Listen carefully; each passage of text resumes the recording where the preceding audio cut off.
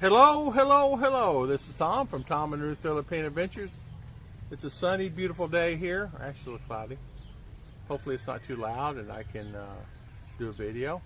So hopefully you enjoy this video coming up, and I want to thank everybody for always watching our videos.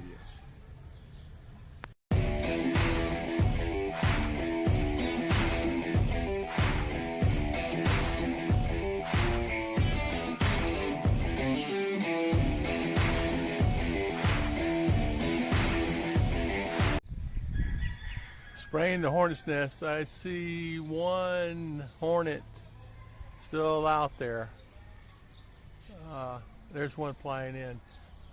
I sprayed it with soap, so hopefully it will deter them a little bit. I just need to get rid of it. That's getting to be a pretty good sized one there. Yeah, you don't want to be stung by one of those.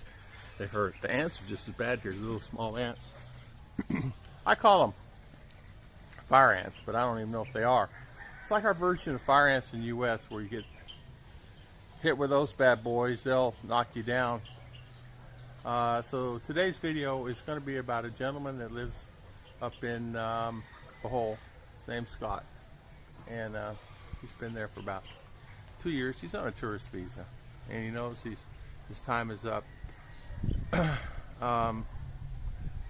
He said that they told him that he may possibility can get another year, so it'd be 2 years on it. So he's waiting on a reply back.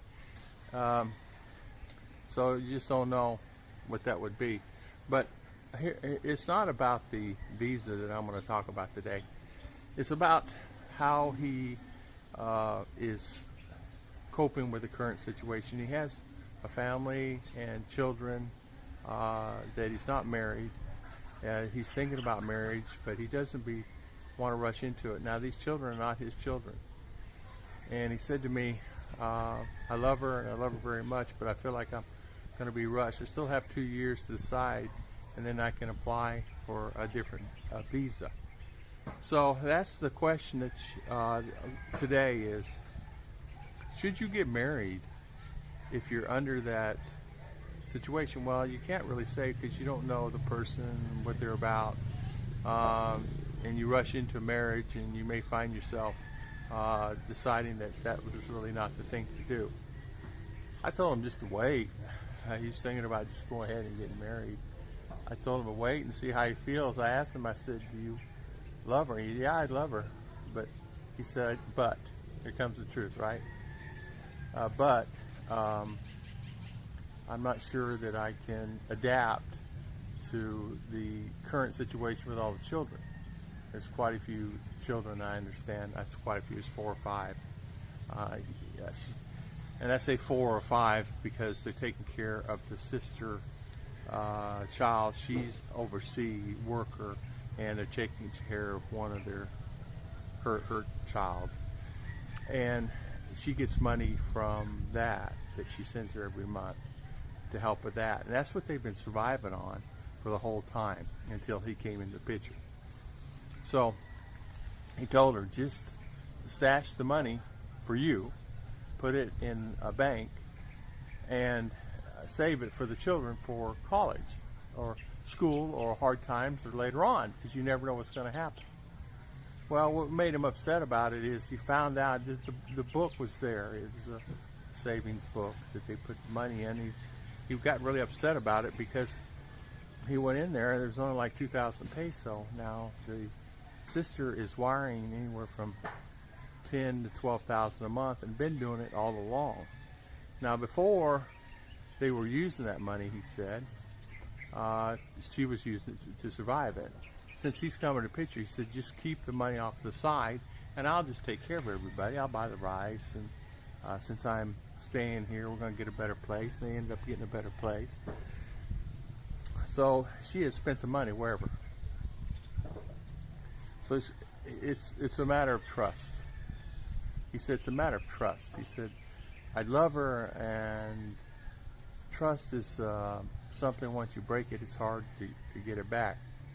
I said, what did you talk to her about? He said, yeah, I did. I talked to her about it, and it seems that she wanted to she had no explanation on where the money went.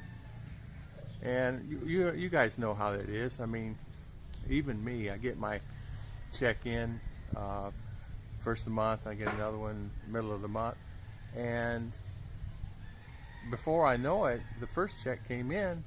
I go, well, how did I spend that? How did I get that less? And I find myself sometimes spending more than I should. And it's easy to get in that situation that you really don't think about it. And what I mean is, if it's in your hand, sometimes it's easier to just say, okay, spend it. Now, I'm not protecting her. I don't know the circumstances there. I'm just saying it's trust. I said, well, I don't know. You just better just sit down with her and talk to her and see what you can figure out there. And I think that's probably the path they need to go. The second gentleman lives that I'm going to talk about. His name's Stephen. He lived close to me here. He's been a friend of mine a long time. Talked many times on the phone. His wife and mother, his mother they lived there together, all three of them, in a place that he bought. He's military, ex-military, and he bought a really nice setup, nice house. But he's finding that the mother wants him to convert to a religion, and he's not really ready to do that, I will not say. So the wife says, if you don't convert, I can't stay with you, you know. And so he has that dilemma. And he said, I think, what in the world I do? I said, well, talk to your wife. You can't kick your mother out. You know, it's a situation where you're just in a tough situation. I say, I still have that cough. I say, do a